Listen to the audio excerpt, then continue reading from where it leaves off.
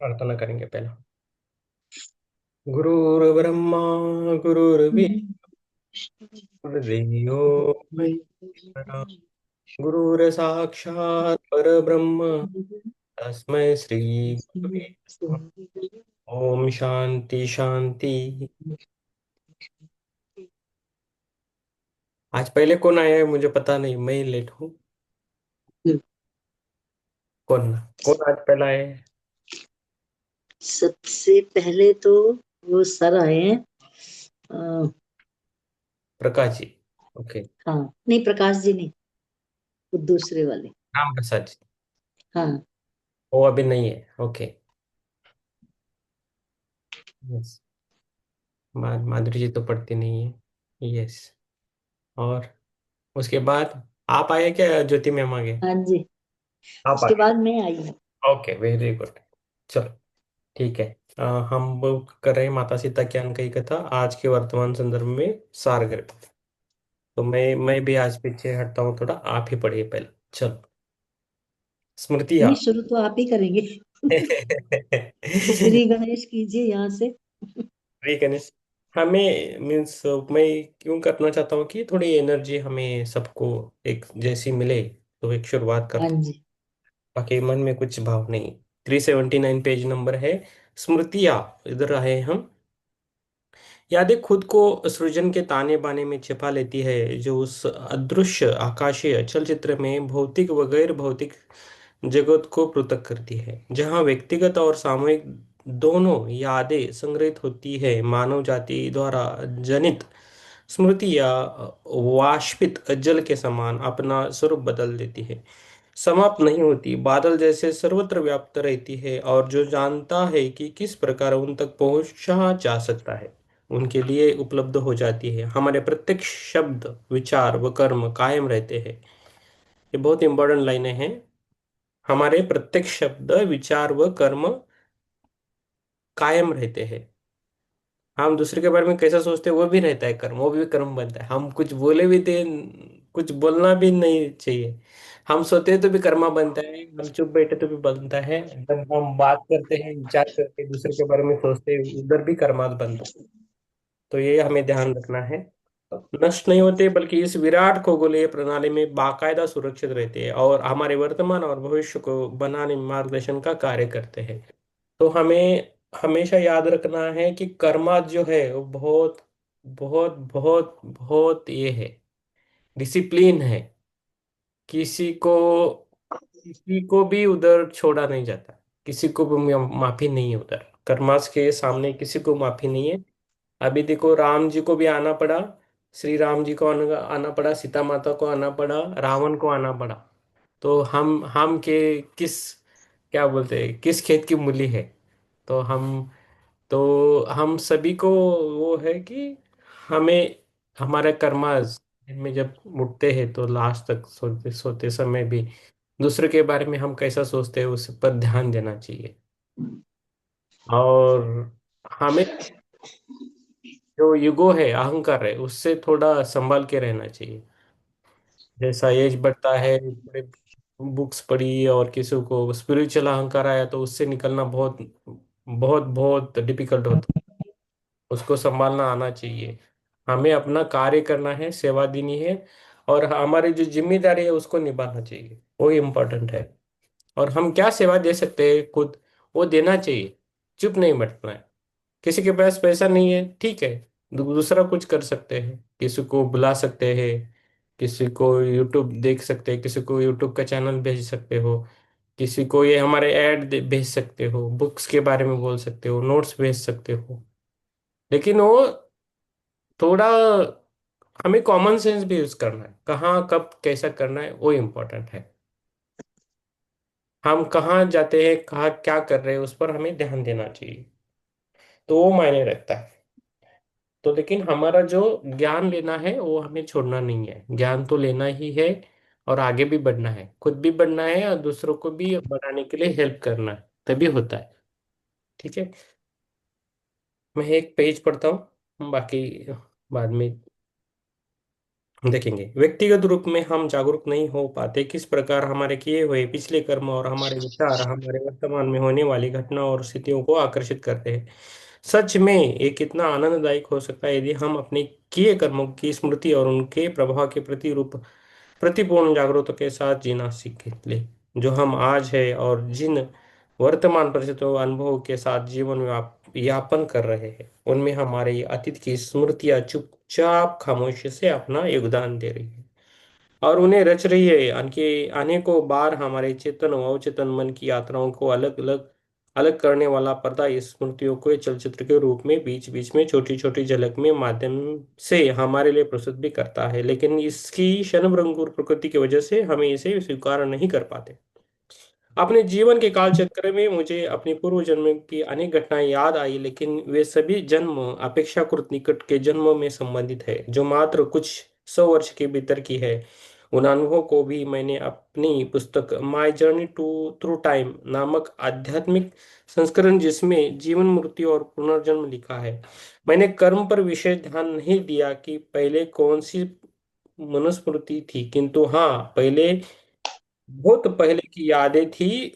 वे यादें भी महसूस होता था मानो कल की ही बात हो और कहने ते हैं ना, आत्मा की यात्रा हजार हजार वर्ष से चल रही है।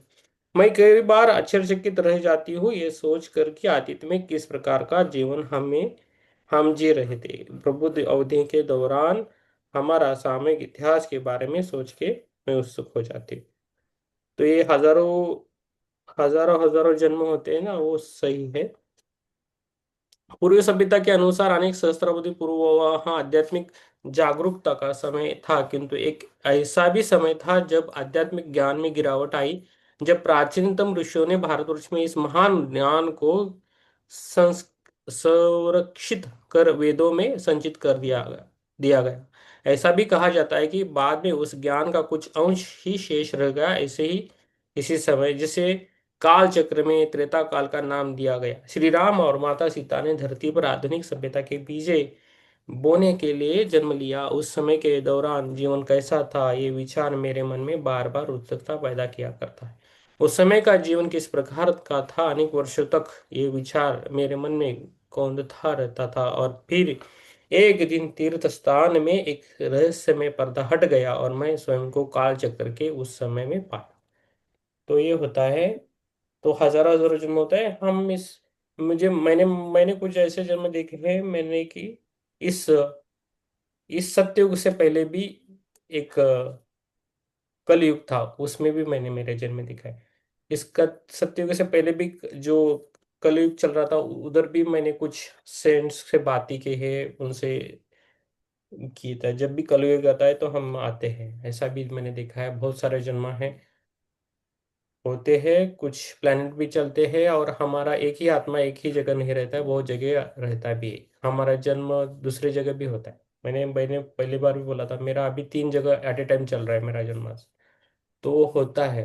तो उसे हमें हमें होता है, ठीक है, लेकिन ये सब है मुझे क्या बोलना है कि बस इससे पे कर्माज है, उस पर भरोसा करके निकलना है आगे। और जो सत्य बोलते हैं सत्य के साथ रहते हैं उनको कर्मा बांधित नहीं है, वो कर्मा से छूट जाते हैं। तो इसलिए बहुत सत्य का महत्व है। कभी भी हमें हमेशा सत्य ही बोलना है, कुछ भी हो सत्य बोलना है, सत्य वालों के साथ रहना है। सत्य जो बोलते हैं उनसे आप मित्रता बढ़ाना चाहिए हमें। वो स्मार्टनेस है, वही असली स्मार्ट है। जो झूठ बोलते हैं वो स्मार्टनेस नहीं है। किसी को धोखा दिया वो स्मार्ट बना, वो कितना होशियार है, वो होशियारी नहीं है एक्चुअली। वो कर्मा में फिर से फंस जाता है, उसको फिर से आना पड़ता है। तो ये इम्पोर्टेंट है। तो हमें कैसा देखना है वो करना है, वो देखना है। ठीक है। यस। अगला जो पार्ट है चित्रा जी पढ़ेगी, कश्मीर और वैष्णो देवी में ये। Thank you. कश्मीर और वैष्णो देवी में तीर्थ। मई 1916 में GPIW की एक सभा कश्मीर में रखी गई, जहां कई वर्षों से हम चेष्टा करके लोगों के सामंजस्यता लाने का प्रयास कर रहे थे।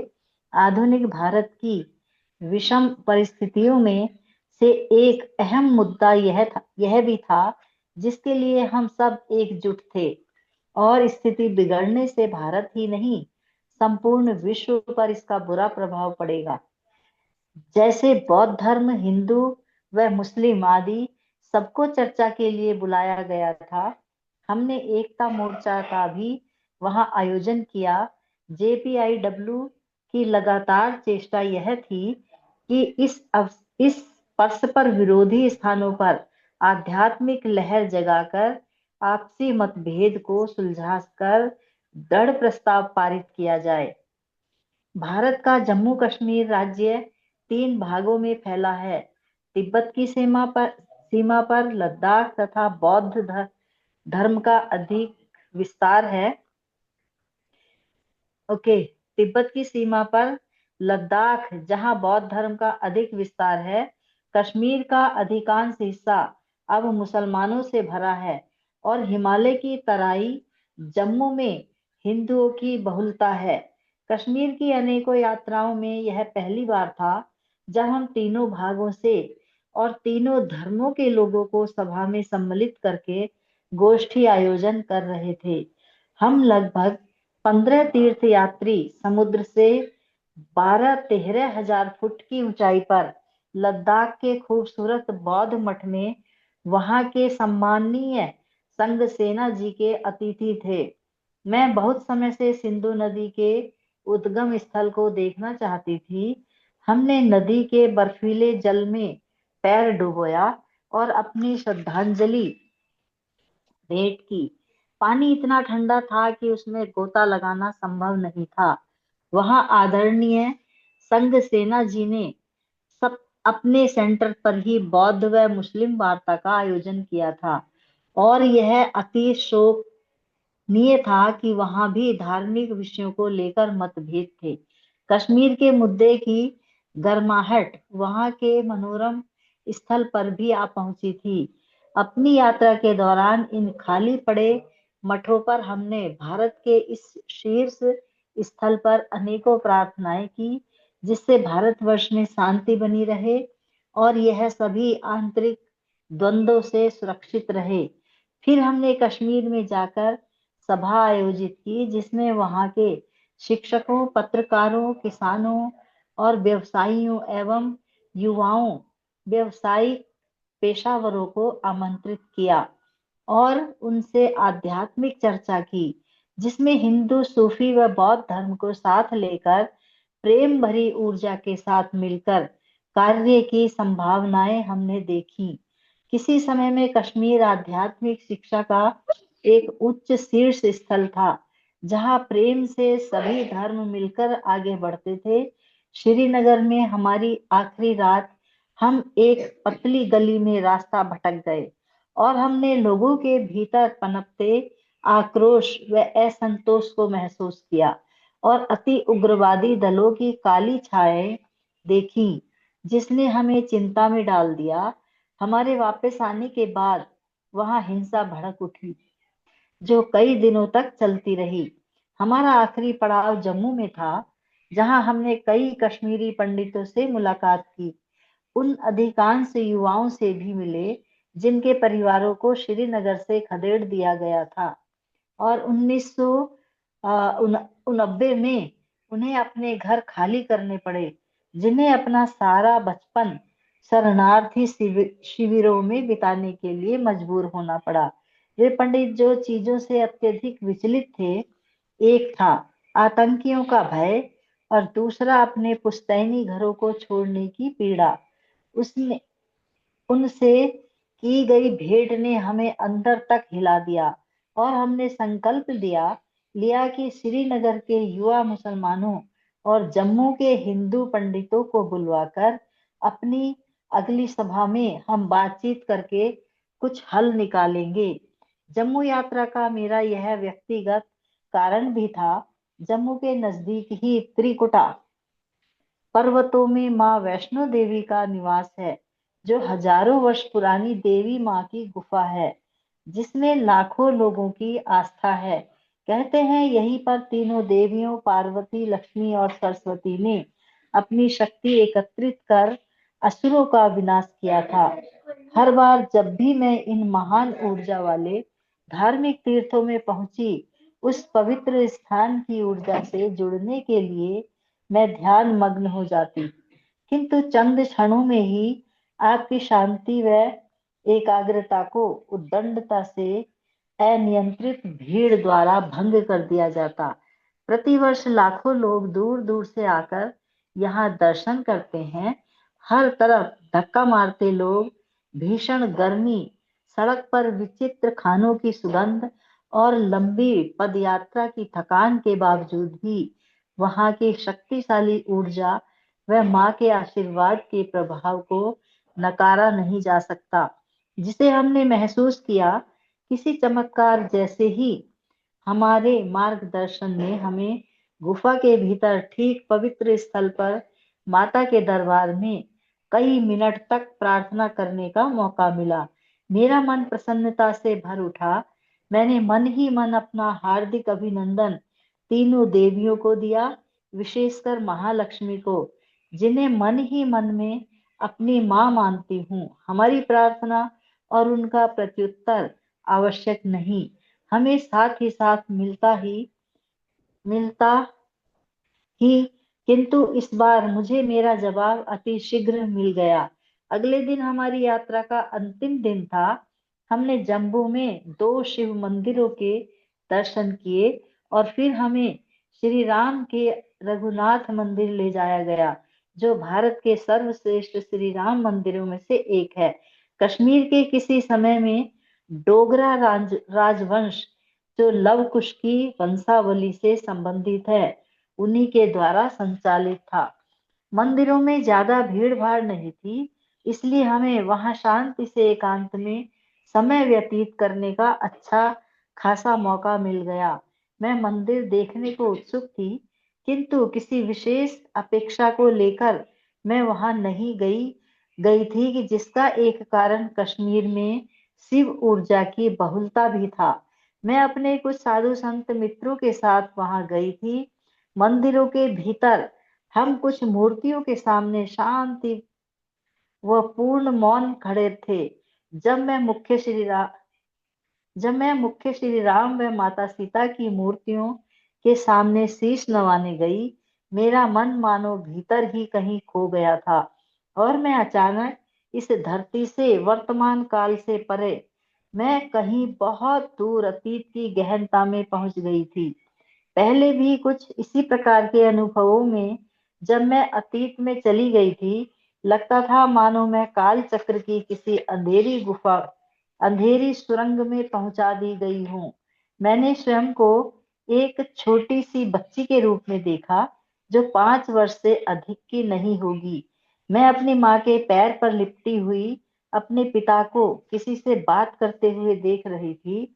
मुझे तुरंत पता चल गया कि वह स्वयं श्री राम थे। महाराज ने मेरी ओर देखा और पिताजी ने मेरा परिचय अपनी सबसे छोटी संतान के रूप में करवाया और बताया बताया किस प्रकार महल के सामने से गुजरते हुए मैं हमेशा माता माता कहकर चिल्लाती थी और महल के दरवाजे की ओर दौड़ जाती। श्री राम ने मुझे प्यार से पुचकारते हुए बुलाया। मेरी माँ मुझे सामने आकर मिलने के लिए आहिस्ता से धकेल रही थी और मैं डरते डरते उनके सामने जा खड़ी हुई। उन्होंने मेरे चेहरे को थाम मेरी आंखों में झांका। मेरा भी सारा डर उनकी सौम्यता व शांत चेहरे की ओर देखने से भाग गया। उम्र का एक दौर गुजरने के बावजूद भी उनके चेहरे की सुंदरता व मृदुलता बनी हुई थी। उनकी मधुर व सौम्य मुस्कान ने मेरा सारा डर दूर कर दिया था। फिर उन्होंने कोमलता से कहा, पूर्व जन्म में सीता के साथ मिथिला से आई सेविकाओं में से यह भी एक थी। यह सीता से अत्यधिक प्रेम करती थी। हमारे वनवास से वापस आने से पूर्व ही इसका देहांत हो गया था। मुझे खुशी है, इसने फिर एक सुंदर जन्म लिया है। फिर मेरे पिता की ओर घूमते हुए श्री राम ने कहा, इनकी शिक्षा का ध्यान रखना। अब यहाँ कन्या गुरुकुल भी है, इसे वहीं भेजना। सीता भी यही चाहती। अपना हाथ मेरे सिर पर रखते हुए उन्होंने कहा, मैं तुम्हें आशीर्वाद देना चाहता हूँ। अपनी आंखें बंद करते हुए वे बोले, हर जन्म में तुम्हारे लिए कोई होगा जो तुम्हारे साथ रहेगा, तुम्हारा सत्य पथ पर मार्गदर्शन करने के लिए, जिससे तुम अपने अलौकिक धाम तक पहुंच सको। ऐसा कहकर उन्होंने प्रस्थान किया। मेरे मन में श्री राम की स्मृतियां थी। पता नहीं वहां मंदिर में कितनी देर तक मैं भूमि पर पड़ी श्री राम व माता सीता को प्रणाम कर रही थी। लग रहा था मानो अनेक वर्ष बीत गए हों, जबकि वास्तविकता में कुछ मिनट ही निकले थे। वर्तमान में लौटने पर मैं उठकर अपने मित्रों के साथ वहां से निकल गई, कुछ ही बोलने में असमर्थ। असमंजस में मेरा कोई हिस्सा अभी भी दूर अतीत में था। उस रात्रि होटल में अपने कमरे में मैंने महसूस किया, ये सभी स्मृतियां देवी वैष्णो माता का आशीर्वाद था, जहां पिछले दिन हम दर्शन के लिए गए थे। बाल्यावस्था का वह दृश्य, जब मैं श्री राम के साथ खड़ी थी, अभी भी जीवंत बन मेरी आंखों के समाया था। अतीत का वह पन्ना मेरा भविष्य निर्माण कर रहा था। मैं जानती थी यह माता सीता की कृपा थी, जिसने मुझे श्री राम के दर्शन का सुनहरा मौका दिया था। मैं कई दिनों तक बोलने में असमर्थ रही और मौन में रही। सौभाग्य से हमारा कार्य संपन्न हो चुका था और यात्रा भी। न्यूयॉर्क वापस लौटने के लगभग 7 महीनों तक माता सीता की कहानी और उनकी यादें ताजा थी, जो मुझे बार बार अतीत की उन अनोखी स्मृतियों में और उस प्रगाढ़ संबंध की ओर आकर्षित कर रही थी, जिनसे मेरा गहरा संबंध था। यूं तो बचपन से ही रामायण की कथा जानती थी और श्री राम के प्रति प्रेम का अनुभव किया करती थी, एवं माता सीता से कोई व्यक्तिगत या मिथिला से ऐसा कोई विशेष लगाव नहीं था मेरा।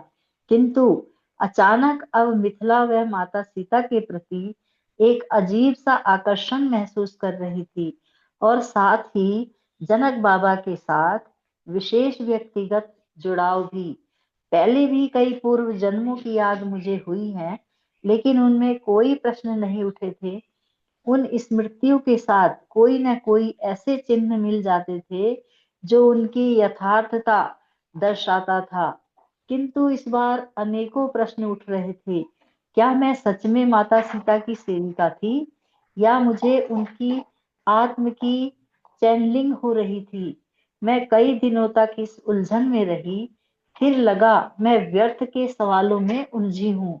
मेरा यह अनुभव मेरे जीवन का रूपांतर था, जिसमें मैं जनक बाबा और माता सीता के साथ जीती जागती जिंदगी वहन कर रही थी।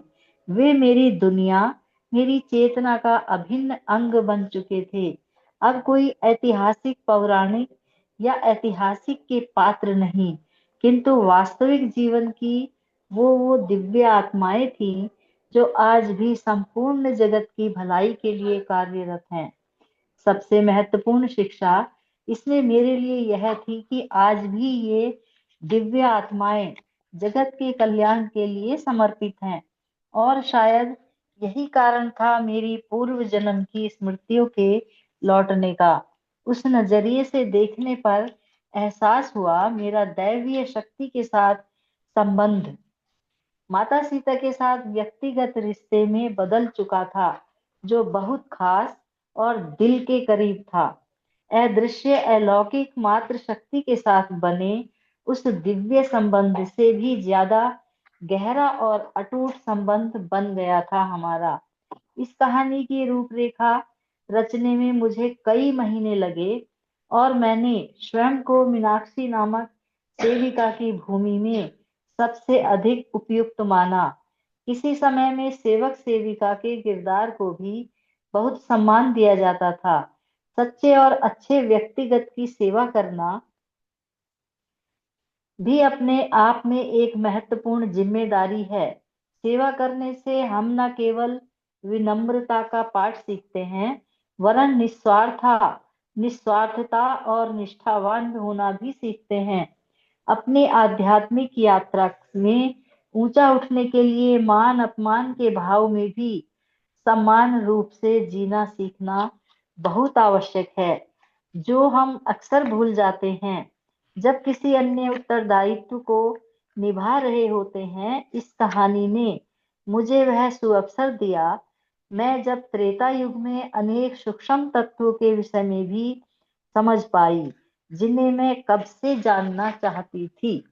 यस, थैंक काल की गति। You. Thank you, thank you. Very good, very nice. बहुत सुंदर पाठ। यस। कौन आ गया अभी? Yes, Kiran ji. Yes, Kiran ji.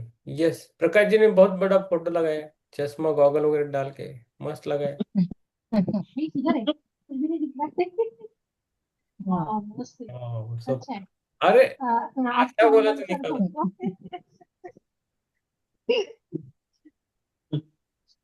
Sir पढ़ो। हाँ। यस। आत्मवंदन सभी को। काल की गति। समय का आधुनिक पश्चिमी दृष्टिकोण यूरोप से उभरा, जो इतिहास के केवल रैखिक विकास को देखता है। पूर्वी पृथ्वी पर बढ़ते जीवन के साथ भौतिकता का विकास भी बढ़ा, जिसने जटिलता को भी बहुत बढ़ा दिया। मानव जाति के इतिहास के इस संस्करण के अनुसार लगभग 11,000 ईपू गुफाओं ईस्वी से पूर्व। ईसवी सन पूर्व। ईस्वी सन पूर्व गुफाओं से जीवन की संभावना प्रकट हुई। जब अंतिम हिमयुग समाप्त हो गया और बर्फ के ग्लेशियर पीछे हट गए, समुद्र तटों का स्तर लगभग 400 फीट बढ़ गया। वन जीवन फलने फूलने लगा, क्योंकि महासागर ने प्रचुर मात्रा में बारिश का उत्पादन करना आरंभ कर दिया। अगली कुछ सहस्त्राब्दियों में मानव जाति ने शिकारी जीवन से कृषि समाज की और अपने कदम बढ़ाए। जब मानव संग्रहकर्ता बना, बस्तियों में एकत्रित हो रहे रहने लगा, इसे मानव की विकासवादी प्रगति के रूप में जाना गया। इसी समय के दौरान मानव जाति के मानसिक विकास के साथ साथ वैयक्तिक कर्तव्य और प्रकृति से अलगाव की प्रक्रिया भी शुरू हो गई थी, जिसने यह धारणा भी पैदा कर दी कि मानव जाति प्राकृतिक दुनिया को नियंत्रित करने के लिए है। सामूहिक प्रगति के स्थान पर व्यक्तिगत अहंकार और निजी स्वार्थ प्रमुख हो गए। निश्चित रूप से ऐसा बदलाव होने में हजारों वर्ष लगे। प्राचीन पूर्वी भारत में हमारे ऋषि मुनियों ने समय की प्रवृत्ति रैखिक के बजाय चक्रीय मानी है, और समय के विज्ञान की व्याख्या अलग प्रकार से की है। भारत में इन्हें काल चक्र के नाम से जाना जाता है, जिन्हें युग भी कहते हैं, जो हमारी आकाश गंगा के भीतर हमारे सौर मंडल की गति से संबंधित है, जो 4 असतत समय में विभाजित है, जिसमें 24,000 वर्षों में चक्र का एक चक्कर पूरा हो जाता है, जिसमें 12,000 वर्षों की समय अवधि के समय हमारा सौर मंडल आकाश गंगा के चुंबकीय केंद्र से दूर जा रहा होता है, और दूसरे 12 वर्षों में आकाश गंगा के चुंबकत्व केंद्र के पास वापिस आ जाता है। इन्हें आरोही व अवरोही चक्र भी कहा जाता है। यह महान विज्ञान भारतवर्ष के प्राचीन महर्षि, जो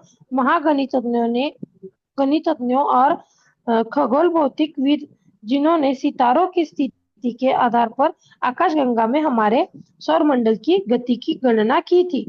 सतयुग, जिसका अर्थ है सत्य, वह समय जब सत्व गुण प्रधान था, हर बात में सच्चाई थी, और जो सबसे अधिक अवधि वाला था।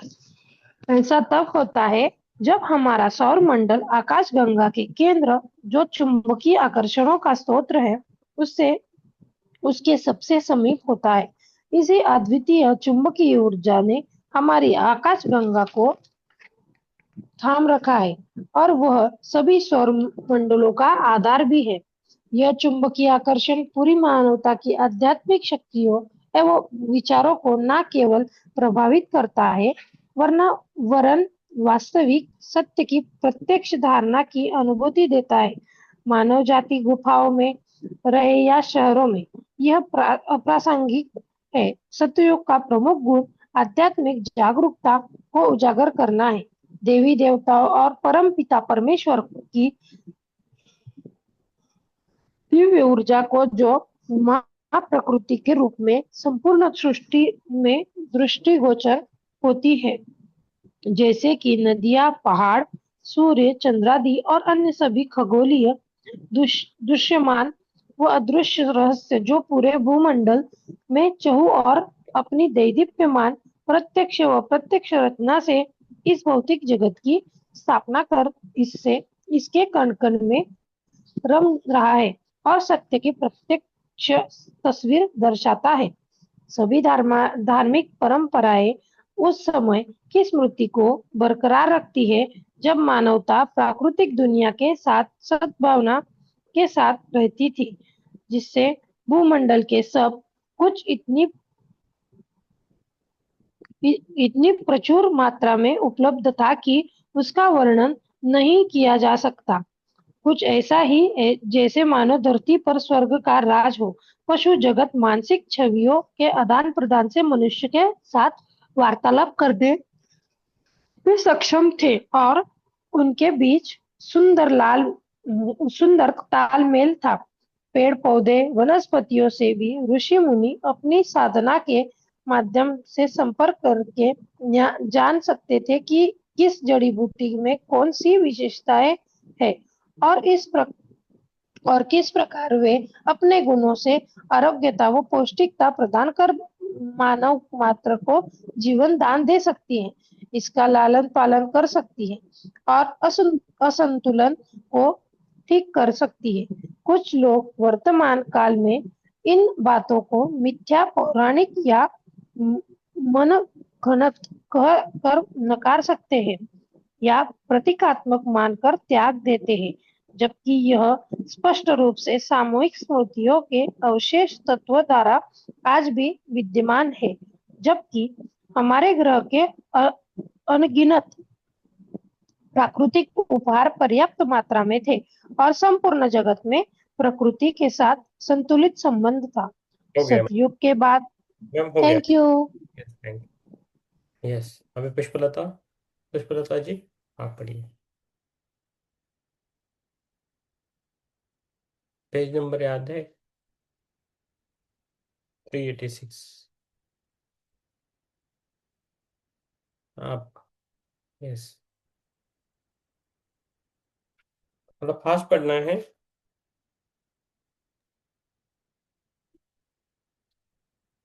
हम्म। हो गया, मिला कि नहीं? क्या हुआ? आवाज नहीं आ रही आपकी। हाँ, आप पुष्पलता जी, पुष्पलता रावत जी, उनको पढ़ना है। जी, हाँ। पेज नंबर पता है। हाँ, 386, लास्ट पैराग्राफ। आवाज कम है थोड़ी। हाँ, ये। सतयुग के बाद अगला युग था त्रेता काल। वह समय जब आकाश गंगा के चुंबकीय के केंद्र से दूरी आरंभ हुई। कहा जाता है इस काल में भी मानव जाति सत्य के करीब थी। अभी भी चुंबकत्व और काल चक्र के विज्ञान का रहस्य कुछ समझा जा सकता था। अतीत के साथ साथ भविष्य को भी जाना जा सकता था, किंतु आध्यात्मिक धारणाएं उतनी स्पष्ट नहीं थी जितनी सतयुग में थी। प्राकृतिक जगत में व्याप्त सत्ता के साथ मानव का संबंध कट गया था। पशु साम्राज्य और वनस्पति जगत से मनुष्य का अनूठा संगठन अब फीका पड़ चुका था। लेकिन फिर आता है द्वापर युग, जिसमें आध्यात्मिक धारणाएं और धूमिल होती गई। फिर भी मानव जाति विद्युत के विज्ञान को समाने में सक्षम थी। इस काल की अवधि में मानव जाति अंतरिक्ष के बाहरी आयामों पर विजय प्राप्त करने में केंद्रित थी। काल चक्र का अंतिम युग जो है कलयुग, और जो सौभाग्य से सबसे छोटी अवधि का है, जिसमें मानव भौतिक संसाधनों की चकाचौंध में लिप्त है।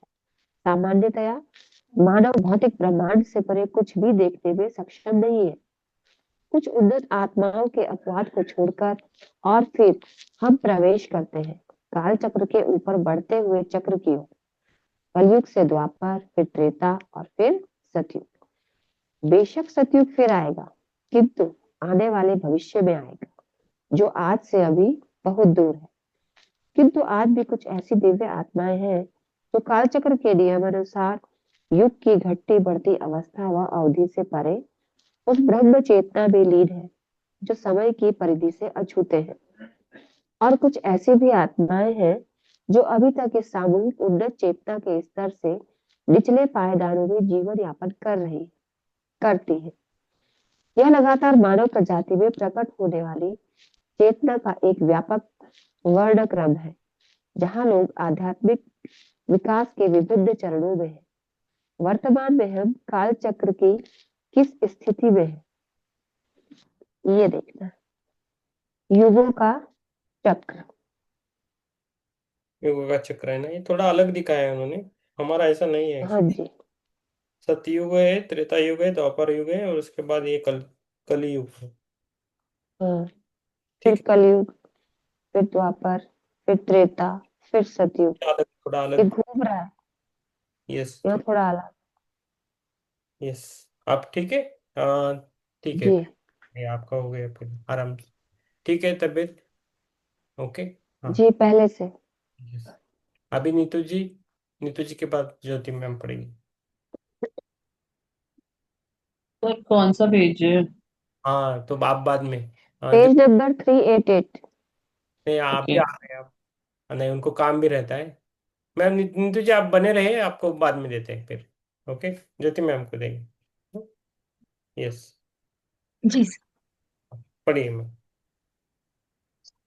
इस मामले पर लोगों की पूर्ण सहमति नहीं है, क्योंकि हाल के कलयुग ने हमारी आध्यात्मिक धारणा को उतना ही धूमिल कर दिया है, और वर्तमान समय में ऐसे बहुत से लोग नहीं हैं जो जटिल खगोलीय गणना करने में सक्षम हैं। मेरे गुरु श्री परमहंस योगानंद जी के महान गुरु श्री युक्तेश्वर गिरी महाराज जी, जो गणित विद्या और एवं खगोल शास्त्र के महापंडित थे, उन्होंने अपनी पुस्तक द होली साइंस के माध्यम से निष्कर्ष निकाला कि हम द्वापर युग में प्रवेश कर चुके हैं और आखिरकार कलयुग के प्रभाव से उभर रहे हैं, जिसने लगभग 2400 वर्षों तक मानवता को अंधकार में रखा। इससे यह भी स्पष्ट हो जाता है कि क्यों कलयुगी मानसिकता से बने हमारे समाज के इतने ढांचे और संस्थान विफल हो रहे हैं। अंततः ऐसे सभी संस्थानों आदि को उच्च जागरूकता को दर्शाने वाली इकाइयों में परिवर्तित होना है। कुछ लोगों का आज भी मानना है कि अभी भी कलयुग चल रहा है, क्योंकि इसकी अवधि और भी लंबी है। क्योंकि मैं इस क्षेत्र की विशेषज्ञ नहीं हूँ और मुझे ऐसे उन्नत गणितीय सूत्रीकरण का अल्पज्ञ ज्ञान है, तो मैं अपने परम गुरु श्री युक्तेश्वर गिरि जी की गणना के मुताबिक ही चलना पसंद करूंगी। पिछले कुछ शताब्दियों में विज्ञान के तेजी से विकास और वर्तमान आध्यात्मिक जागृति, जो कि ग्रह पर हो रही प्रतीत होती है, के आलोक में देखी गई परम गुरुओं के संचलन का मैं पालन करूंगी। बेशक अभी भी बहुत अज्ञान है, क्योंकि हम केवल 2400 वर्षों के शुरुआती वर्षों में द्वापर युग के आरोही युग में हैं। हमें सदियों के संदर्भ में सोचना चाहिए, दशकों के नहीं। पश्चिमी मान्यता के अनुसार 11500 ईसा पूर्व एक वह समय है तब ग्लेशियर पीछे हटने लगने लगते हैं और मानवता विकास के नए दौर में प्रवेश करती है। लेकिन श्री युक्तेश्वर जी की गणना के अनुसार वह सतयुग के उतरने का आरंभ था, जब आध्यात्मिक धारणाएं गिरावट के समय में प्रवेश कर रही थी। सतयुग के दौरान वेदों की सार्वभौमिक सत्य की प्रत्यक्ष धारणा को संकलित और व्यवस्थित किया गया था, लेकिन उस ज्ञान का केवल एक छोटा सा हिस्सा ही लिखा गया था, वो भी काफी बाद में, क्योंकि उच्च युग के दौरान लिखने की कोई आवश्यकता नहीं थी। मानसिक संचार की शक्ति और स्मृति की शक्ति आज जो हमारे पास है उससे कहीं अधिक थी। बहुत से लोग अंतर्मन से महसूस कर रहे हैं कि आज हम सामूहिक चेतना की एक अवस्था से दूसरी अवस्था के दौर से गुजर रहे हैं। ऐसे में रामायण कथा का बहुत बड़ा महत्व है, क्योंकि यह भी उसी दौर में लिखी गई होगी, लगभग उस समय जब त्रेता युग का काल चक्र समाप्त होकर द्वापर युग में प्रवेश कर रहा होगा। वह समय जब आध्यात्मिक विज्ञान क्षीण हो रहा था, प्रकृति के साथ संचार लुप्त हो रहा था। आश्रम जो प्रथम शिक्षा केंद्र थे, जिन्हें महान ऋषि मुनियों के ज्ञान को बांटने, सहेजने और संरक्षित रखने के लिए सतयुग में स्थापित किया गया था, जिससे मानव जाति का संरक्षण और उत्थान हो सके। न्याय के प्रशासन के लिए संस्कार न्याय के प्रशासन के लिए सरकार और संस्थानों के नए रूपों को धर्म के सही और गलत के सहज ज्ञान के रूप से स्थापित किया जाना था। किंतु अब वह सब मानव व्यवहार को नियंत्रित नहीं करता। पहली बार मनुष्य ने स्वयं को प्रकृति और उसकी सत्ता से अधिक महत्वपूर्ण समझा। निजी स्वार्थ और लोभ की जड़ें अपने पैर पसार रही थीं।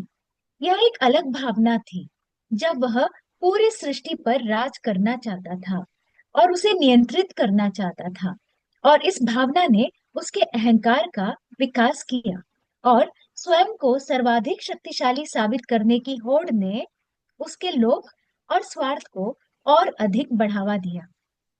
अधिक से अधिक अधिग्रहण करने की उभरती इच्छाओं के कारण उसके लालच में वृद्धि होती चली गई। समय के परिवर्तन के साथ स्त्री पुरुष के संबंधों में भी बड़ा परिवर्तन आया। महिला ऋषिकाएं जो पवित्र ज्ञान के नियमों का पालन करती थी, उसमें भाग लेती थी, जिन्होंने मानव जाति की जरूरतों को पूरा करने में महत्वपूर्ण भूमिका निभाई थी। जैसे जहां नदियां नहीं थी, वहां नदियां बनाने में, खेती बाड़ी में, वन्य संपदा और वनस्पतियों से संचार करने और लोगों को निरोग रखने में और नकारात्मक ऊर्जा दूर रखने में सहयोग दिया करती थी। वे महान महिलाएं मंत्रोच्चारण के द्वारा, पवित्र वाक शक्ति के द्वारा जीवन यापन करती। उनका जीवन सर्व कल्याण की भावना से निहित था। इन सब के साथ एक विशेष बात यह भी थी कि उस काल में सिद्ध ऋषियों के वरदान और श्राप ही न्याय व्यवस्था का संचालन करते व सही गलत का निर्णय लेते थे। काल परिवर्तन के साथ एक युग से दूसरे युग अर्थात त्रेता युग से द्वापर युग नीचे आध्यात्मिक पतन की ओर जा रहा था, और कलयुग के आगमन के साथ इसका और ह्रास हो रहा था। मानव जाति का ध्यान आंतरिक उन्नति से हटकर भौतिकतावाद की ओर केंद्रित होता जा रहा था। नारी शक्ति विघटित हो रही थी, वाक शक्ति घट चुकी थी, नकारात्मक ऊर्जा द्वारा आध्यात्मिकता का हनन हो गया था। सर आगे पढ़ो। हम्म। पढ़िए पढ़िए।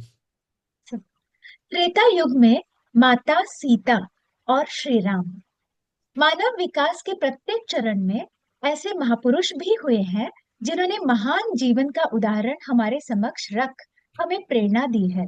त्रेता युग के अंतिम चरण के आसपास जब मानवता की आध्यात्मिक गरिमा धूमिल हो रही थी, तब धर्म को मानव समाज की नींव के रूप में स्थापित कर दिव्यता और अलौकिक प्रेम को स्पष्टता से उजागर करने की समाज में अत्यधिक आवश्यकता थी। यही वह समय था जब श्री राम और माता सीता एक संपूर्ण संतुलन स्थापित करने के उद्देश्य से पृथ्वी पर प्रकट हुए। उन्होंने मानवता के कल्याण हेतु एक उच्च कोटि के दुर्लभ एवं दिव्य प्रेम की संभावना का प्रदर्शन किया, जो भावनात्मक स्तर से कहीं ऊंची थी, जिसमें निश्चल, निस्वार्थ व संपूर्ण की भलाई निहित थी, स्वामित्व या स्वयं की कोई आकांक्षा नहीं। जब जब पृथ्वी पर मानवता को विकास के नए आयामों पर छलांग लगानी होती है, कहते हैं वह दिव्य परम चेतना ब्रह्म स्वरूप जो सृष्टि की संरचना करता है, इसका पालन करता है, स्वयं अपने महान दिव्य स्वरूप में मानवता के उत्थान के लिए अवतरित होता है। वह दैवीय चेतना जो इस ब्रह्मांड की पालक व संरक्षक है, जो जग में नारायण या विष्णु भगवान के नाम से जानी जाती है और इनकी अर्धांगिनी नारायणी या महालक्ष्मी के नाम से प्रसिद्ध है, जो शक्ति स्वरूपा है। कहते हैं श्री राम और माता सीता प्रभु विष्णु और महालक्ष्मी के ही अवतार हैं, जिन्होंने पृथ्वी पर नई सभ्यता और समाज की जड़ें स्थापित करने के लिए जन्म लिया, जबकि पृथ्वी आकाशगंगा के चुंबकीय केंद्र से दूर होकर आध्यात्मिक गिरावट झेल रही थी। ऐसे में लोगों का मार्गदर्शन करने के लिए वे प्रकट हुए। पिछले कई महीनों की इस सीता लोक की यात्रा में मैंने देखा, ठीक श्री है। राम और सीता की नाही धरती यात्रा के समय थांबा तिथे बारीक पुरळ झाले काय हम्म। श्री राम और सीता की धरती यात्रा के समय प्राकृतिक जगत और मनुष्यों के बीच सामंजस्य थी। एक सुंदर तालमेल था, किंतु बढ़ती जनसंख्या के साथ मनुष्यों की जरूरतों के दायरे फैलते जा रहे थे। वन से प्राप्त भोजन पर्याप्त न था। ऐसे में राजा जनक ने खेती बाड़ी करके अनाज उगाने के लिए प्रजा को प्रोत्साहित किया। मेरा हृदय जनक बाबा के लिए आभार व्यक्त करता है। मुझे लगता है उनके योगदान को पर्याप्त रूप से मान्यता नहीं मिली है। राजा जनक ने मानव समाज को ऐसी गुण नीतियां दी और प्रजा का मार्गदर्शन किया, जिससे सभ्यता को एक नई दिशा मिली, जिसे श्री राम ने और भी बहुत आगे विकसित किया। जो परंपराएं मिथिला में प्रारंभ हुई, उनका विकास अयोध्या में हुआ। श्री राम का जनक बाबा के प्रति आदर सम्मान व उनकी शिक्षा व नीतियों की स्वीकृति और उनका फैलाव राम राज्य में जन जन के मध्य उन्हें पहुंचाना वाकई अद्भुत था। मेरा हृदय उनके प्रति सम्मान व प्रेम से भर उठता है। मिथिला और अयोध्या के मध्य विवाह होने का गहन तात्पर्य भी यहाँ प्रकट हो जाता है।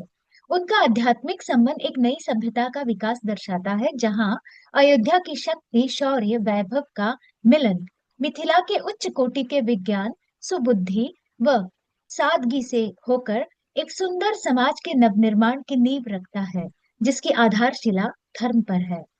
यहाँ माता सीता के योगदान के विषय में कुछ भी कहना अतिशयोक्ति होगा, क्योंकि उनका मिथिला के ज्ञान का अवलोकन करके अयोध्या के विकास में मार्गदर्शन करना, स्वयं सन्यासिनी का जीवन जीना एक ऐसे सशक्त उदाहरण की मिसाल कायम करता है जो शब्दों से परे है। पश्चिम में हमें पढ़ाया गया था कि लोकतंत्र के बीज प्राचीन ग्रीस में अंकुरित हुए थे, किंतु यह पाश्चात्य केंद्रित नजरिया यह देखना भूल जाता है कि विश्व के अन्य कोनों में इससे पूर्व कौन कौन सी घटनाएं घट चुकी थीं। लोकतंत्र के बीज सर्वप्रथम प्राचीन मिथिला में हजारों वर्ष पूर्व पड़ चुके थे, तब जबकि ग्रीस का जन्म भी नहीं हुआ था। शायद यही वजह है कि आधुनिक भारत आज विश्व की सबसे बड़ी लोकतांत्रिक शक्ति है। जनक बाबा को पूर्वाभास हो गया था कि आध्यात्मिक पतन के साथ आने वाले नए युगों में आने वाले नए राजे महाराजे राजपाट की चकाचौंध व शक्ति से पथ भ्रमित होकर लोभ व स्वार्थ के अंधियारों में भटक जाएंगे, जिस प्रकार श्री राम के युग में रावण भटक गया था। जनक बाबा जान चुके थे कि एक ऐसे नए समाज की आवश्यकता है जहां लोगों के द्वारा लोगों का स्वराज स्थापित हो। इसी वजह से उन्होंने गांवों में परिषदों का गठन किया था, जिससे इस नई प्रणाली को अमल में लाया जा सके। चाहे अवतार कहे या महापुरुष, वे जब भी धरती पर आते हैं, उनका महान उद्देश्य ही मानव मात्र का कल्याण व मार्गदर्शन करना होता है, जो सामूहिक रूप से स्वीकृत हो और सबके लिए लाभकारी हो। इतिहास के उस चरण के दौरान मैंने यह भी देखा कि तर्कसंगत संकाय विकसित हो रहे थे और सहज ज्ञान युक्त संकाय अस्वीकृत हो अपना मूल्य खो रहे थे। इसका बड़ा कारण था कि मानवता का केंद्र बाहरी हो गया था। भीतरी जगत से उसका संबंध कमजोर पड़ने लगा था। अब दिव्य शक्तियां, दैविक ऊर्जा, देवी देवता आदि किसी को नजर नहीं आते। केवल कुछ को छोड़कर जो अभी भी आंशिक रूप से देख सकते हैं या महसूस कर सकते हैं। सूरज की किरणों के बीच से चांदनी की चांदनी में सॉरी माफ कीजिए चांद की चांदनी में या झरझर बहते पानी में उभरती धूम के मध्य उनकी उपस्थिति का आभास पा सकते हैं। बाद में तेजी से वे कपोल कल्पना या मनुष्य के अनुभव के अधीन अंधविश्वास का पात्र बनकर रह गए, किंतु उनके सार और कार्य की वास्तविकता उन सभी ऋषियों के आश्रमों के कण कण में व्याप्त है, जिन्हें उच्च युग के ज्ञान और उच्च संसारों के संबंध को बनाए रखने का कार्य सौंपा गया था। इसीलिए इन आदर्श शिक्षा के महान गुरुकुलों की स्थापना और संरक्षण बहुत महत्वपूर्ण था।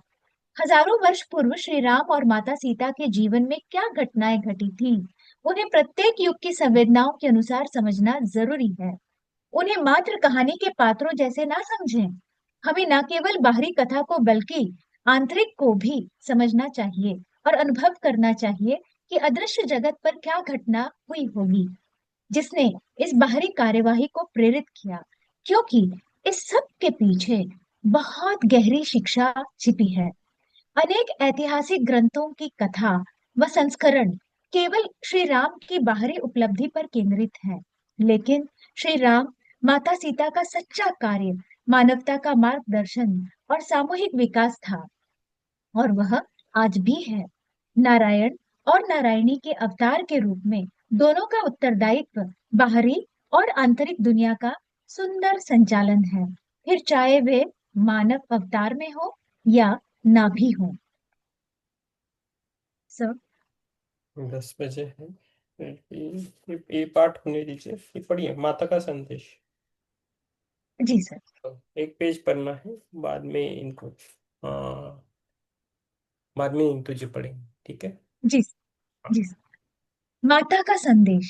श्री राम और माता का संदेश अब और भी अधिक विशेष महत्व रखता है, क्योंकि हम भी एक सारणी से दूसरे में संक्रमण के समय में हैं। वे धर्म के ज्ञान को संरक्षित करने और मानवता की मदद करने के लिए धरती पर आए, जबकि इंसान आंतरिक दुनिया के प्रति स्वयं की जागरूकता को खो रहा था और मानवता बाहरी सत्ता और भौतिक दुनिया के विकास में अंधाधुंध दौड़ रही थी। आज इन दिनों हमारी वर्तमान समकालीन दुनिया में जबकि मनुष्य ने अपने स्वार्थ हेतु भौतिक वातावरण को विनाश के बिंदु तक विकसित कर लिया है, अब अत्यधिक महत्वपूर्ण है कि मानव ठहर जाए, वरना महाप्रलय निश्चित है।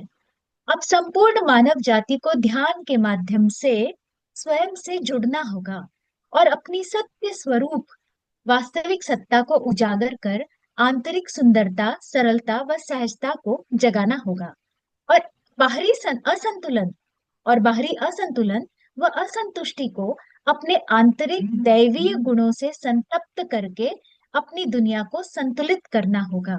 माता सीता का सबसे महत्वपूर्ण संदेश है पृथ्वी और सभी प्राणियों के लिए प्रेम। प्रेम ही वह दिव्य ऊर्जा है जिसके माध्यम से हम उन सभी दैवीय शक्तियों को नमन करते हैं जिन्होंने न केवल हमारी दुनिया को अपितु समस्त ब्रह्मांड को अपने नियमों से संतुलित व संचालित कर रखा है। आज के समय में हम अंतर संबंध और अन्योन्याश्रितता के बारे में बात करते हैं, किंतु क्या सच में ये हमारी सार्वभौमिक चेतना और व्यवहार को बताते हैं?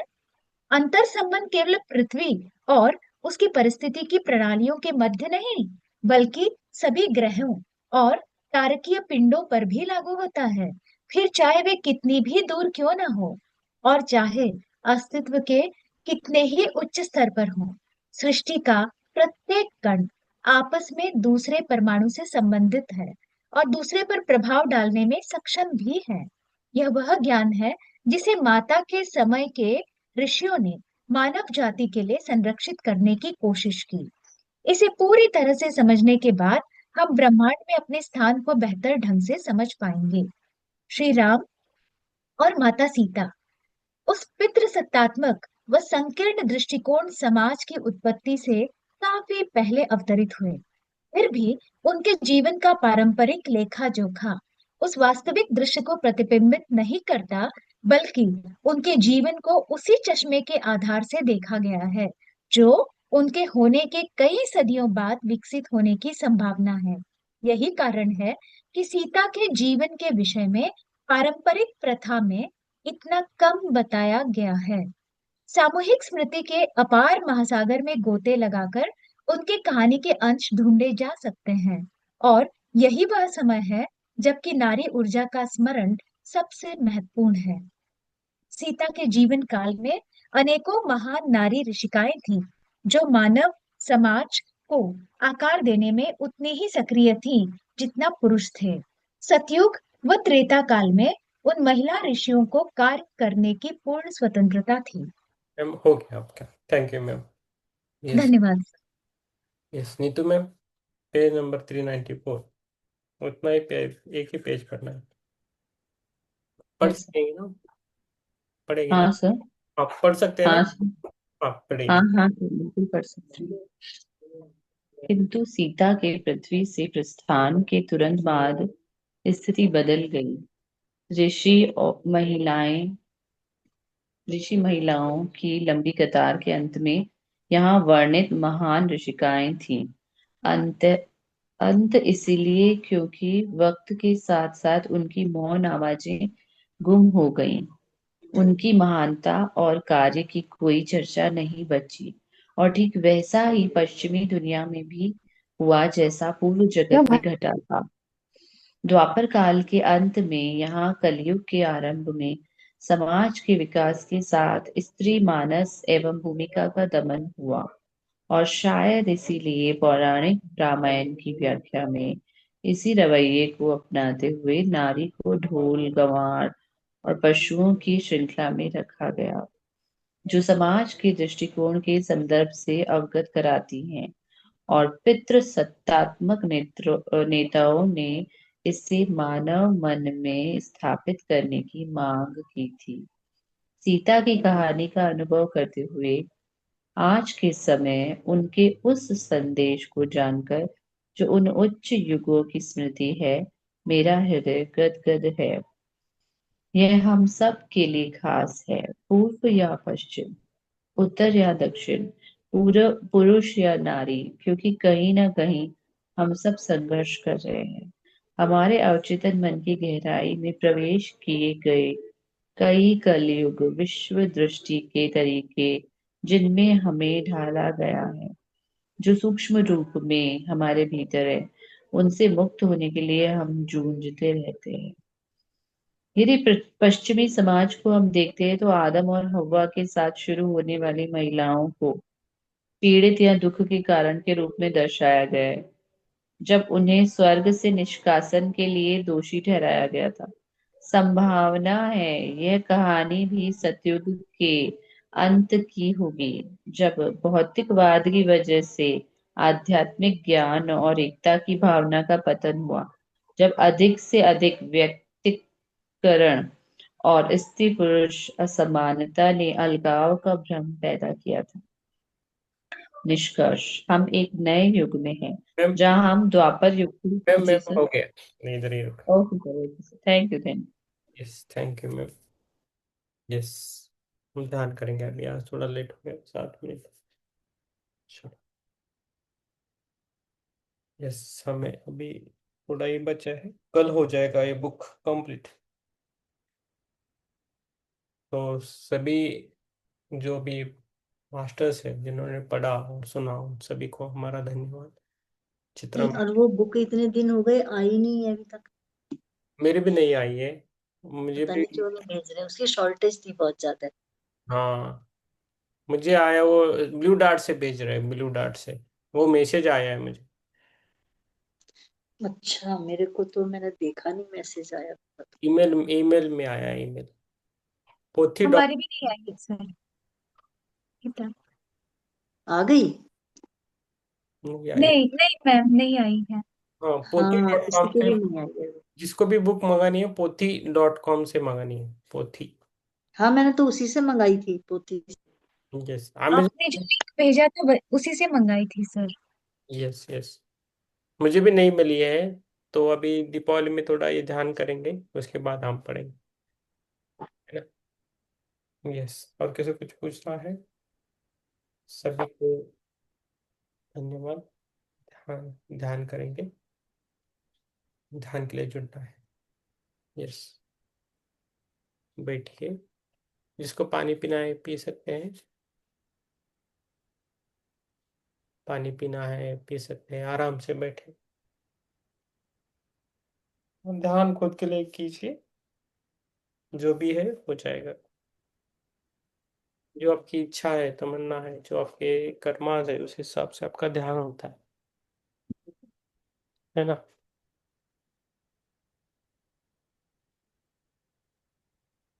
मैं थोड़ा ये करता हूँ, लाइट बंद कर, मैं भी आपके साथ ध्यान कर सकता हूँ।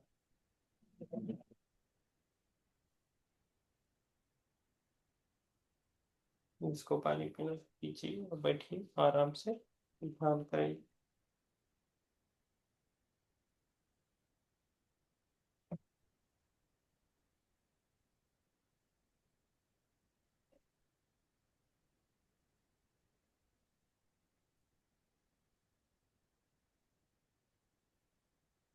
आराम से बैठे।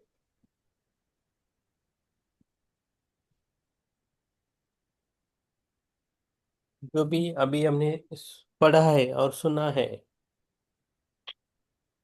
उसको हमें थोड़ा याद करना है कि क्या है ये युग, क्या है जन्म, क्या है सीता माता का रोल, क्या है श्री राम जी का रोल, उन्होंने क्या करके रखा है इस पूरे भारतवर्ष में।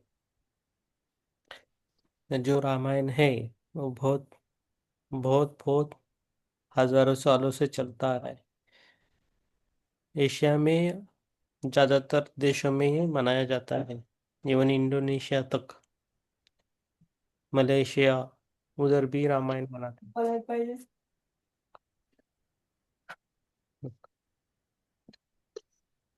तो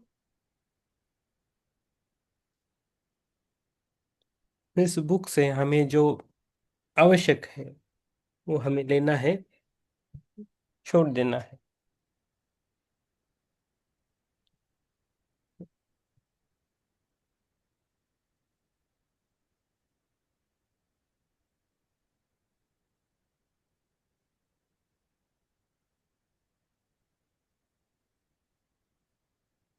धीरे धीरे इस बुक से हमें एनर्जी बढ़ रही है, उसको हमें देखना है।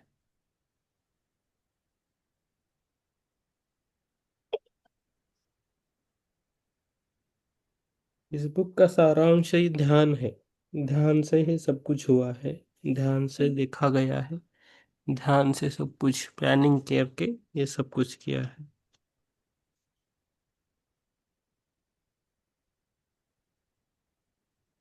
अड्डा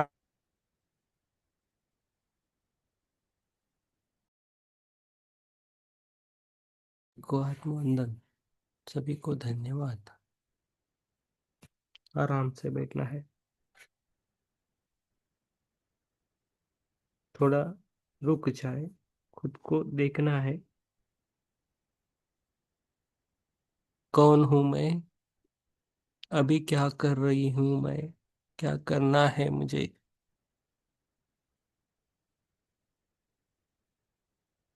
अपनी अतीत को, अपने सो को बोलना है कि मैं जो इस जीवन में करने के लिए आया हूँ उसे मैं कर पाऊँ, मेरा जीवन सफल हो जाए, मेरा जीवन सफल हो रहा है।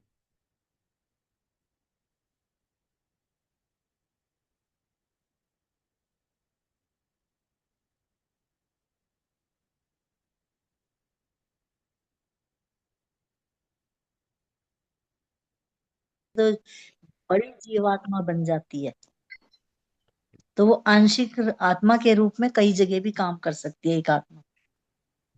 तो सब कर सकते हैं। हम्म, सब कर सकते हैं, लेकिन जानना कठिन है। अब जानना कठिन, जान वो पाओगे। कैसे समझ में आता है कि एक ध्यान से, इधर एक ध्यान उसका से, उधर उसका ध्यान उधर। में ना सोना नहीं है बस। तब जान जाओगे जब ध्यान में सोना नहीं है। हम्म। हम्म। आलस्य को भगा दो। पर किताब पढ़ते समय भी जब जम्भैया Yes. जम्भैया नहीं लेनी है, सजग हो के नहीं, वो बिल्कुल। क्यों आती है पता है? मतलब कैसे नींद बुक आती है, पढ़ रही हो नींद। और कुछ मेरे दिमाग में चालू होगा तो हम्म। आता है बार बार। तभी तो नहीं, ऐसी तो नहीं पढ़ना है। जब हमें पढ़ना है तो पूरा दिमाग वहां लगाना है, नहीं, क्या दिमाग से लिखा है, पढ़ती हूँ क्या पर बोला कुछ जा तो रहा भी है। दिमाग में चालू रहता है। वो मैं हाँ वो तो इसलिए वो गड़बड़ी हो रही। सब में गड़बड़ी रहती है मैम, धीरे धीरे हो जाएगा। ध्यान, ध्यान अब मैं सीख रही करो। हूँ थोड़ा थोड़ा। वही एकदम बोल, घर में चेंजेस नहीं आ रहे। तो अभी पहले से बहुत अभी सुधार आ गया है। पहले पढ़ना भी नहीं आता था, अभी पढ़ते रहो आप, अच्छा पढ़ रहे हो, अच्छा ध्यान कर रहे हो, वही अच्छा बात है। डेली आप जो कंसिस्टेंस रहेगा उसमें इम्प्रूवमेंट हमेशा रहेगा। आप लिख के रखो, जो यहाँ कंसिस्टेंस है उसमें इम्प्रूवमेंट रहेगा। कभी आया कभी गया नहीं चलेगा, किधर भी नहीं चलता। नहीं, किधर मतलब रोज तो आ रही हूँ पर कभी कभार कुछ अर्जेंसी नहीं रही तो निकलना पड़ता। नहीं, इसलिए मैं बोल रहा हूँ, आप है, चित्रा जी है, ज्योति मैम है, हिरल जी आज नहीं है, रोज रहता है उनका। किरण तो शायद कुछ काम कर रही है, मैंने फोन लगाया था ध्यान में बैठने से पहले। हाँ, दिवाली का काम कर रहे। नहीं नहीं, दिवाली का काम नहीं। कुछ आयुष का कुछ काम था या जीजा जी का है, ऐसे कुछ है। वो बैंगलोर गए ना हाँ हाँ कुछ हाँ। काम के लिए। तो शायद बोले 1 घंटा ही बाकी है, उसके अंदर ही करके देना है, ऐसे कुछ तो भी बात कर रही थी। ओके ओके, ठीक है। एक सबमिट करना है, ऐसे कुछ मेरे को कुछ समझ में नहीं आया। मैंने कट कर दिया phone. Very good very good. Yes, Lalita ma'am, बोलिए ma'am. Consistently inconsistent. Yes. Regularly irregular. Yes, regular होना है। किधर भी आप रहिए, रेगुलर रहना है। अभी हो जाएगा थोड़ा दिवाली के आसपास जो खत्म होने के बाद। हम दिवाली के टाइम नहीं बोल रहे, अभी दिवाली के टाइम बुक भी नहीं रीडिंग करेंगे, ध्यान ही अच्छा, करेंगे। बंद करने का सुना दोनों ने। हाँ। यस। अभी फटाक परसों से। तक हमारी नाती का अर्जुन नामकरण हो गया। अरे वाह, क्या नाम रखा, फाइनल क्या हो? अर्जुन अर्जुन अर्जुन। अरे, अरे बहुत बढ़िया नाम। काय नाव? अर्जुन। अर्जुन। हाँ। बहुत बढ़िया है, बधाई हो आप सभी को। Yes, thank you thank you. तो बाकी आज ध्यान मेरा भी अच्छा लगा। अम, शायद नींद लगी होगी पर नहीं, क्योंकि मुझे सुनाई भी दे रहा था। पर लग रहा था कि बीच में कुछ तो हो गया नहीं। सुनाई नहीं दिया। बजरंग बाण वो रसराज जी का बहुत सुंदर है, मुझे बहुत अच्छा लगता है। हम्म। हनुमान जी को हम आह्वान करते हैं एक्चुअली, हाँ। रक्षा करते हैं हमारी, इसलिए यस। तो हमेशा। कॉन्ग्रेचुलेशन आपको ना आज बहुत सारी ऊर्जा मिल गई, अर्जुन जी की, हनुमान जी की, अच्छा। सबकी। उनका पोता जो है वो अर्जुन जैसा ही है। हाँ। जैसा अर्जुन ने जीवन जिया है वैसा वो जिएगा। वाह। उसकी माँ ने बहुत उसके लिए वो सब किया है जो मैंने बताया था, सब संस्कार दिए पेट में, अभी भी रोज दे रही है। ऐसा है, हम्म। जैसा अर्जुन का जीवन था वैसा ही रहेगा। अच्छा। यस, बहुत बढ़िया। यस, अजीत जी का ध्यान हो गया, किरण जी की मम्मी का ध्यान हो गया, अच्छा ठीक है। अभी कौन है, ज्योति मैम, बोलिए मैम। ध्यान काफी गहरा और अच्छा रहा सर, बहुत बढ़िया रहा सर, बहुत बहुत धन्यवाद sir. Yes, thank you ma'am. आत्मोदन सर। आत्मवंदन। ध्यान बहुत ही अच्छा और गहरा रहा sir, thank you sir. Yes, हमारे विवेक जी है बहुत कं कंसिस्टेंटली रहते हैं, हमेशा रहते हैं। Thank you sir. Yes, thank you. आप आप सभी को दीपावली की शुभकामनाएं। कल से दीपावली शुरू हो रही है, तो है, मैं भूल जाऊंगा इसलिए आपको बोलना था। कोई लोग तो कह रहे हैं कि 19 और 20 की है, कल तो एकादशी है। एक्चुअली हमारे इधर कल से शुरू हो गई दीपावली। एकादशी को हाँ, वो कल शुभ। तो कल कल गो माता गोवत्स द्वादशी है। गो माता को पूजा रहता है। वो तो दिवाली के बाद पूजा जाता है। थोड़ा अलग अलग रहता है एरिया वाइज। अच्छा। ओके। हर जगह अलग। हमारे यहाँ दिवाली के। एकादशी के बाद द्वादशी आती है ना, वो गोवत्स द्वादशी आती है। Yes. Okay. Yes. Thank you ma'am. वो बारस। यस। बस 12 हाँ। गोमादशी। गोमादशी। ज्योति मैम, आप भी है ना कॉन्वर्सेशन में आ जाइए थोड़ा थोड़ा। खाली आप ये नहीं करके आप बातें करें सबसे। ओके।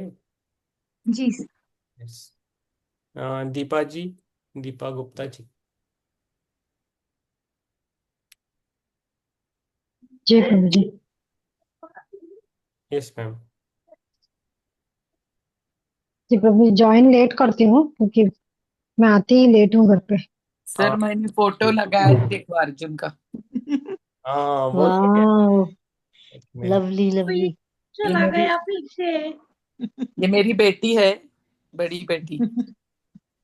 वाह। नाम नामकरण के दिन का है। हाँ। प्यारी प्यारी बेटी का प्यारा प्यारा बेटा। मस्त है। हाँ। ये बढ़िया है, बढ़िया है। बहुत अच्छा। आराम से बैठा उठ। हाँ आराम से, शांत है वैसे। आपने बहुत ये किया, आपने भी बहुत मेहनत किया है उसके लिए एक्चुअली। यस। हाँ किया है, और इसके बाद भी बहुत करने वाली हूँ। क्योंकि मेरे मन में जो मैंने मेरी छोटी बेटी के लिए जो मैंने सोचा था उस वक्त, वो हाँ। सब जॉब कर रही थी तो मैं हम्म। फोकस कर रही थी उसके ऊपर, उसको गीता सिखाने, स्तोत्र मंत्र सिखाने। सिखाया भी, पर इतना नहीं फोकस कर पाई क्योंकि उस वक्त मेरा जॉब बहुत जोर शोर से चल रहा था। हम्म। इसके ऊपर सब संस्कृत स्तोत्र मंत्र में, इसको लैंग्वेजेस भी सिखाएंगे हम, क्योंकि up to the age of 2, दो दो एज तक आप बहुत लैंग्वेज सिखा सकते हैं बच्चों को। और हम्म। 5 एज तक, अप टू 5 भी सिखा सकते हैं, पर अप टू 2 बहुत ज्यादा ग्रास्पिंग होता है उनका। हम्म। तो वो सब मैंने उस वक्त 25 इयर्स पहले मैंने कोर्स किया था, हम्म। वो अभी मैं उसके लिए यूज करूंगी। बहुत बढ़िया, बहुत बढ़िया। यस। और हिंदी संस्कृत सिखानी है तो मेरे पास भेज दीजिए। हाँ चलेगा। मैं लेके आऊंगी ट्रेन से। बिल्कुल बिल्कुल। ऋषिकेश के बाजू में है। आप प्लेन से जाओगे तो देहरादून में उतरना पड़ता है पहले। अच्छा, देहरादून में है क्या? हम्म। क्या बहुत सुंदर है फिर। यस। शिवालिक शिवालिक रहा ये है ना सब वहाँ। यस। हाँ, शिवालिक की पहाड़ियाँ एक साइड। यस। शिवालिक की पहाड़ियाँ है। हाँ और दूसरी साइड वो है हिमालय।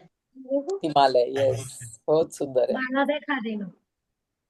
बीच में देहरादून है घाटी। दून घाटी के नाम है ना ये। हाँ मैं तो 2006 में चक्राता में आई थी, चक्राता। अच्छा, मैं तो वहाँ 12 साल रही हूँ चक्रौता। अच्छा, वो हमारी, मैंने इकोलॉजी का डिप्लोमा किया था, हाँ। इकोलॉजी सोसाइटी ऑफ पुणे से 1 साल का। तो वो अच्छा हमारे अच्छा। सर वहाँ चक्राता लेके आए थे कि इकोलॉजिकल पूरा सर्वे और सब, उसी के हिसाब से हम वहाँ रहे थे 6 दिन। लोगों को कुछ हाँ, भी नेचर के हिसाब से तब सब देखा था चक्राता का, सब बहुत लोगों ठंडा के है वो तो। घर, घर वगैरह सब। मैं तो मेन क्योंकि बाजार में बिट्टू रही। और मैंने बिट्टू 7 नाम साल का, वहाँ जॉब भी की। अच्छा बिट्टू नाम का एक आदमी था, उसका होटल था, और उसके पिताजी डॉक्टर थे, उनके वहां हम ठहरे थे वो होटल में। हाँ हाँ हाँ हाँ। वो मेरे पड़ोसी थे। अच्छा। तो मैंने मेरी एजुकेशन तो खैर देहरादून की है। पर मैंने वहाँ 7 साल जॉब भी की है आर्मी स्कूल में। हाँ वहाँ आर्मी का ये है ना मेन हेडक्वार्टर कुछ। आर्मी का है वो, कैंट का एरिया है सारा। Yes yes yes. Hmm, yes. बहुत सुंदर है, चक्राता की याद है, बहुत बहुत सुंदर सुंदर है। है, सच में बहुत सुंदर है। Yes, thank you ma'am, thank you. Yes, Neetu ji, Pushpalata ji. Neetu ji अभी तक ध्यान में ही है। हाँ, यस, आप रुकिए, आपको रुक, यस, ओके। आपको लास्ट में रखा है। बिल्कुल। यस, आप थोड़ा इन सबसे बातें कीजिए, चित्रा जी मैम है, ललिता जी है, हाँ जी। पुष्पलता जी है, ज्योति मैम है, सबसे आप थोड़ा। ठीक। हम्म। यस, बस नीतू मैम आ गई। यस, पुष्पलता मैम, मैम नहीं, master. Yes sir.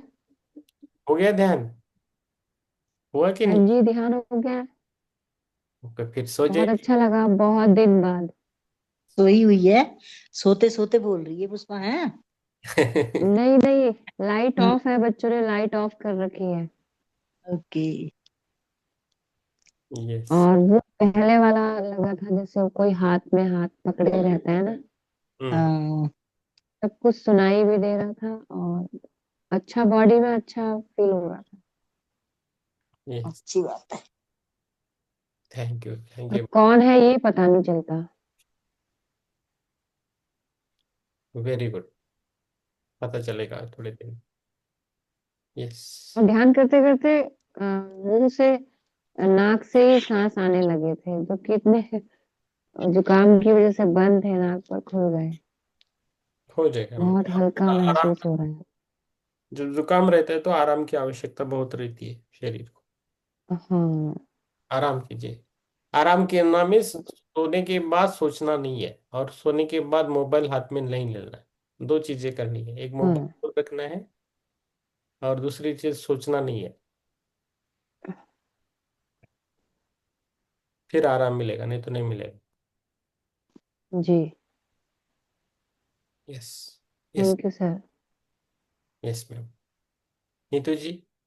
Ji sir, thank you ज्ञान कर रहे हैं। यस, अभी नहीं होगा, ये को बोली, हो गया। Hello hello. सर जी। हाँ। लिंक में ज्वाइन होते हैं ना सेशन में, हाँ। तभी वो ओपन नहीं होती है, ज्वाइन नहीं होता है, कुछ आईडी को गलत बता रहा है, और 817 ऐसा कुछ बता रहा है, फिर नाम भी बता रहा है। तो मैं कल वाला था ना, हाँ। उससे मैं ज्वाइन हुआ, कल भी ऐसा ही हुआ था, कल हाँ, भी कभी नहीं हो कभी रहा था। होता है। अभी ये लिंक अभी कल के लिए ऐसा करना है, बाद में हम नया लिंक बनाएंगे, और लिंक जी, अभी और नया। नाम भी टाइप करना पड़ा, तब जाके ज्वाइन हुआ। हाँ, पहले वाला लिंक से कीजिए। हाँ, किया किया, पहले वाले से किया, और पहले दो वाले। चार जन को भेजा भी था मैं, हाँ। उनको क्या ज्वाइन नहीं क्यों हुआ, क्यों पता नहीं। ठीक है, धन्यवाद। शुभ रात्रि। यस, शुभ रात्रि। दिवाली की शुभेच्छा। यस, दिवाली, यस सर, आपको भी। यस, अभी कौन बचा है? यस। यस, ज्योति जी, ज्योतिका जी, बोलिए। सर अच्छा हुआ काफी ध्यान।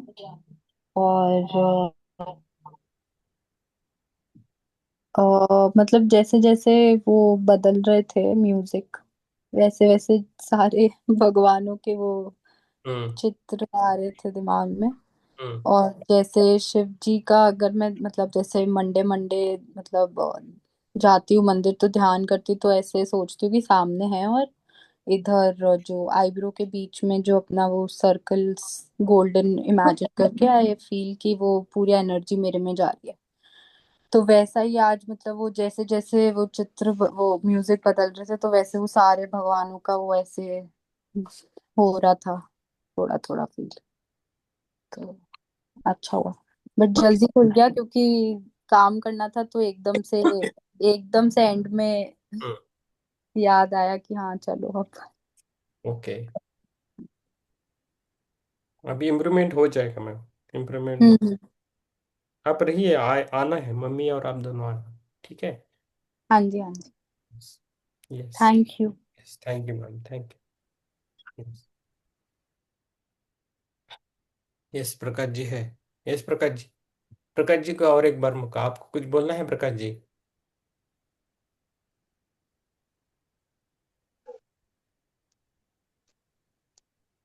प्रकाश जी आप है?